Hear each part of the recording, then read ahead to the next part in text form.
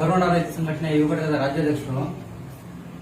ಏನು ಇವತ್ತಿನ ದಿವಸ ನಾನು ಲೈವ್ ಬಂದಿರೋ ಉದ್ದೇಶ ಏನಂತಂದ್ರೆ, ಇಂದ್ರಜಿತ್ ಲಂಕೇಶ್ ಅವರು ನಮ್ಮ ಶ್ರೀ ದರ್ಶನ್ ತೂಗುದೀಪ್ ಅವರ ಬಗ್ಗೆ ಒಂದು ವಾರದಿಂದ ಏನೆಲ್ಲ ಆರೋಪಗಳು ಮಾಡ್ತಾ ಇದಾರೋ ಅದನ್ನ ನೋಡಿ ನನ್ನ ಮನಸ್ಸಿಗೆ ತುಂಬಾ ಬೇಜಾರಾಗಿದೆ. ಅದರಿಂದ ನಾನು ನನ್ನ ಮನಸ್ಸು ನೋವುಂಟಾಗಿರೋದ್ರ ಮೂಲಕ ನಾನಿವತ್ತು ಲೈವ್ ಬಂದಿದ್ದೀನಿ. ನಾನೊಬ್ಬ ಇವತ್ತು ರೈತ ಸಂಘಟನೆಯ ಒಬ್ಬ ಯುವ ಘಟಕದ ರಾಜ್ಯಾಧ್ಯಕ್ಷನಾಗಿ, ರೈತನ ಮಗನಾಗಿ ಒಂದು ಪ್ರಶ್ನೆ ಮಾಡ್ತಾ ಇದ್ದೀನಿ.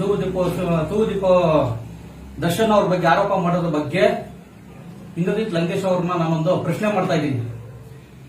ನಮ್ಮ ದರ್ಶನ್ ಸರ್ ನಮ್ಮ ರೈತರಿಗೆ ಎಷ್ಟೋ ಅನೇಕ ಸಹಾಯ ಮಾಡಿದ್ದಾರೆ.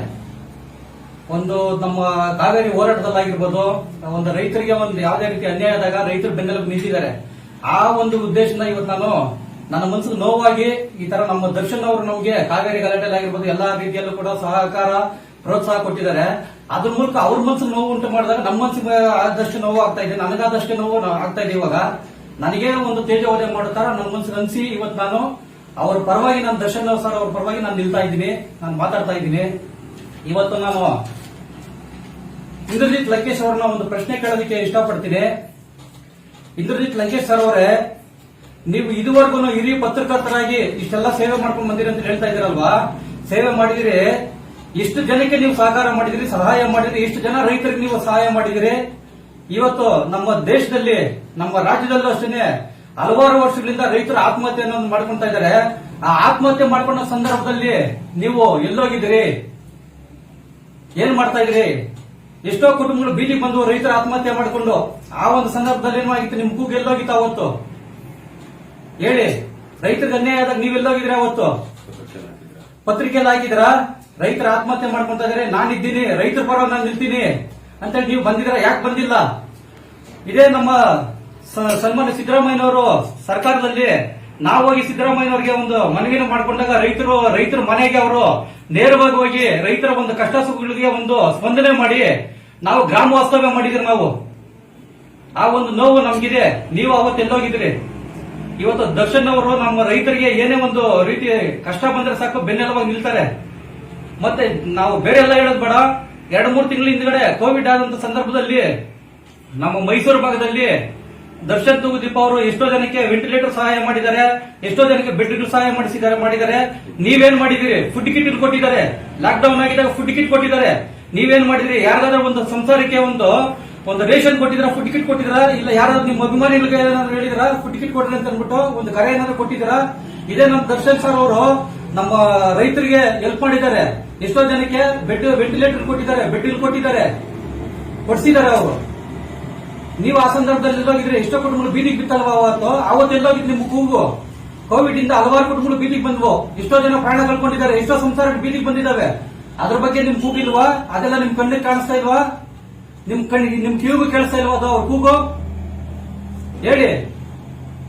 ಕಾವೇರಿ ಗಲಾಟೆಯಲ್ಲಿ ನಮ್ಮ ದರ್ಶನ್ ಸರ್ ಅವರು ಎಲ್ಲಾ ಕೆಲಸ ಕಾರ್ಯಗಳನ್ನು ಬಿಟ್ಟು ಬಂದು ಬೀದಿಗೆ ಇಳಿದು ಪ್ರತಿಭಟನೆ ಮಾಡಿದ್ರು, ನಮ್ಮ ರೈತರ ಪರವಾಗಿ ನಿಂತ್ಕೊಂಡ್ರು. ಅವತ್ತು ನಿಮ್ ಕೂಗು ಇರ್ಲಿಲ್ವಾ? ನಿಮ್ಗೆ ಪೇಪರ್ ಇರ್ಲಿಲ್ವಾ ಅವತ್ತು? ನಿಮ್ ಪೇಪರ್ ಅಲ್ಲಿ ನಮ್ಮ ರೈತರ ನೋವು ಗೊತ್ತಾಗಿಲ್ವಾ ನಿಮ್ಗೆ? ಕನ್ನಡಿಗರಿಗೆ ಉದ್ಯೋಗ ಕೊಡಿಸಬೇಕು ಅಂತ ಒಂದು ದೃಷ್ಟಿಯಿಂದ ನಾವು ಸರೋಜಿನಿ ಮಹಿಷಿ ವರದಿ ಅಂತೇಳಿ ಇಟ್ಕೊಂಡು ನಾವು ಅದ್ರ ಬಗ್ಗೆ ಹೋರಾಟ ಮಾಡಿದ್ರಿ. ಆವತ್ತು ನೀವು ಎಲ್ಲೋಗಿದ್ರಿ? ಯಾಕೆ ನೀವು ಕನ್ನಡಿಗರ ಪರವಾಗಿ ನೀವು ಮಾತಾಡ್ತಾ ಇಲ್ಲ? ಯಾವುದೋ ಒಂದು ಬೇರೆ ಒಂದು ಉದ್ದೇಶಕ್ಕೆ ಯಾರನ್ನೋ ಒಬ್ಬರು ತೇಜೋವಧೆ ಮಾಡೋದಕ್ಕೆ ನೀವು ಹೋಗ್ತಾ ಇದ್ದೀರಿ. ಇದು ಸಂಯಮ ಅಲ್ಲ. ಇದು ಬೆಳೆಸಿ ಯಾರಾದ್ರೂ ಒಂದು ಉನ್ನತವಾದ ಒಂದು ಹುದ್ದೆಗೆ ಹೋದಾಗ, ಉನ್ನತವಾದ ಸ್ಥಾನದಲ್ಲಿದ್ದಾಗ ಅವರಿಗೆ ನಾವು ಬೆನ್ತಟ್ಟಿ ಅವ್ರನ್ನ ಮುಂದೆ ಕಳಿಸಬೇಕು ಹೊರತು ಅವ್ರನ್ನ ಕಾಲಿಟ್ಟು ಇಳಿಯುವಂತ ಕೆಲಸ ಯಾವತ್ತೂ ಮಾಡಬಾರ್ದು. ಹಾಗಾಗಿ ನಾನು ಕೇಳ್ಕೊಳ್ತಾ ಇದ್ದೀನಿ, ಇವತ್ತು ನೀವೇನು ಆರೋಪ ಮಾಡ್ತಾ ಇದ್ದೀರಾ, ಒಬ್ಬ ದಲಿತ ಹುಡುಗನಿಗೆ ಅನ್ಯಾಯ ಆಯ್ತು ಅಂತ ಹೇಳಿ, ಈ ದಲಿತ ಅನ್ನೋ ಪದನ ನೀವು ಬಳಸೋದು ತುಂಬಾ ತುಂಬಾ ತಪ್ಪು. ಏನಕ್ಕೋಸ್ಕರ ನೀವು ಮಾತಾಡ್ತಾರೆ ದಲಿತ ಅಂತ ಹೇಳ್ತಾ ಇದ್ದೀರಿ? ದಲಿತರು ಯಾರು ಮನುಷ್ಯರೇ ಅಲ್ವಾ? ದಲಿತರ ಮೈಯಲ್ಲಿ ರಕ್ತ ಹರಿತಾ ಇಲ್ವಾ? ಅವರು ಮನುಷ್ಯರನ್ನೇ. ಆ ಪದನ ಯಾಕೆ ಮಾಡ್ತೀರಿ? ಅದರಲ್ಲೂ ಕೂಡ ಆ ಹುಡುಗ ಏನಿದಾನ, ಆ ಹುಡುಗ ದಲಿತ ಸಮುದಾಯದಿಂದ ನಾನು ಅಲ್ಲ ಅಂತ ನಾನು ಸ್ಟೇಟ್ಮೆಂಟ್ಸ್ ಕೊಟ್ಟಿದ್ದಾನೆ. ಆ ಹುಡುಗ ನಾನು ನಾಯರ್ ಕುಟುಂಬದಾಗ ಸೇರಿದ್ದಾನೆ ಅಂತ ಹೇಳಿದಾನೆ. ನೀವು ಏನಕ್ಕೆ ದಲಿತನ ಟಾರ್ಗೆಟ್ ಮಾಡ್ತಾ ಇದ್ರಿ? ಯಾಕೆ ಅವ್ರ ಮನಸ್ಸು ನೋಯಿಸುವಂತ ಕೆಲಸ ನೀವು ಮಾಡ್ತಾ ಇದ್ರಿ? ದಯವಿಟ್ಟು ಹೇಳ್ತೀನಿ, ಇನ್ನು ಮುಂದೆ ಯಾವುದೇ ಒಂದು ವಿಚಾರ ಬರಲಿ, ದಲಿತ ಅನ್ನೋ ಪದ ನೀವು ಬಳಸಬೇಡಿ, ಬಳಸೋದು ತುಂಬಾ ತಪ್ಪು. ಅವರು ನಮ್ಮ ತರ ಸ್ನೇಹಿತರೇನೆ, ನಮ್ಮ ಜೊತೆಲಿ ಎಷ್ಟೋ ಜನ ಸ್ನೇಹಿತರಿದ್ದಾರೆ. ನಾವು ಒಂದು ರೀತಿಯಾಗಿ ಅಣ್ಣ ತಮ್ಮಂದ ತರ ನಾವಿದ್ದೀರಿ ನಾವೆಲ್ಲರೂ. ಇದರಲ್ಲಿ ಜಾತಿ ರಾಜಕೀಯ ಮಾಡ್ತಾ ಇಲ್ಲ, ನೀವು ಜಾತಿ ರಾಜಕೀಯ ಮಾಡ್ತಾ ಇದ್ದೀರಿ. ಇಲ್ಲಿ ಒಂದು ಜಾತಿನ ಎತ್ತಿ ಬಿಡ್ತಾ ಇದ್ರಿ ಇನ್ನೊಂದು ಜಾತಿ ಮೇಲೆ. ಈ ಕೆಲಸ ಮಾಡೋ ಸಮಾಜದಲ್ಲಿ ಒಳ್ಳೇದಲ್ಲ ಇದು. ನೀವು ಹಿರಿಯರಿದ್ದೀರಿ, ಪತ್ರಕರ್ತರಿದ್ದೀರಿ, ಎಷ್ಟೋ ವಿಚಾರ ನಿಮ್ಗೆ ಗೊತ್ತಿದೆ, ವಿಚಾರವಾದಿಗಳು ನೀವು. ಯಾವ್ದಾದ್ರು ಒಂದು ವಿಚಾರ ಮಾತಾಡಬೇಕಾದ್ರೆ ನಾನು ಮಾತಾಡ್ತಾ ಸರಿನಾ ತಪ್ಪಾ ಅಂತ ತಿಳ್ಕೊಂಡು ನೀವು ಈ ಮಾಹಿತಿ ನಿಮಗೆ ಇಷ್ಟವಾಗಿದ್ರೆ ಲೈಕ್ ಮಾಡಿ, ಶೇರ್ ಮಾಡಿ, ಹಾಗೆ ನಮ್ಮ ಕೋಸ್ಟಲ್ ಕನ್ನಡ ಯೂಟ್ಯೂಬ್ ಚಾನಲ್ಗೆ ಸಬ್ಸ್ಕ್ರೈಬ್ ಮಾಡಿ. ನಮ್ಮ ಹೆಚ್ಚಿನ ಅಪ್ಡೇಟ್ಸ್ಗಳಿಗಾಗಿ ಕೋಸ್ಟಲ್ ನೆಟ್ವರ್ಕ್ ಇನ್ಸ್ಟಾಗ್ರಾಮ್ ಪೇಜ್ ಹಾಗೆ ಫೇಸ್ಬುಕ್ ಪೇಜ್ಗೆ ವಿಸಿಟ್ ಮಾಡಿ. ಧನ್ಯವಾದಗಳು.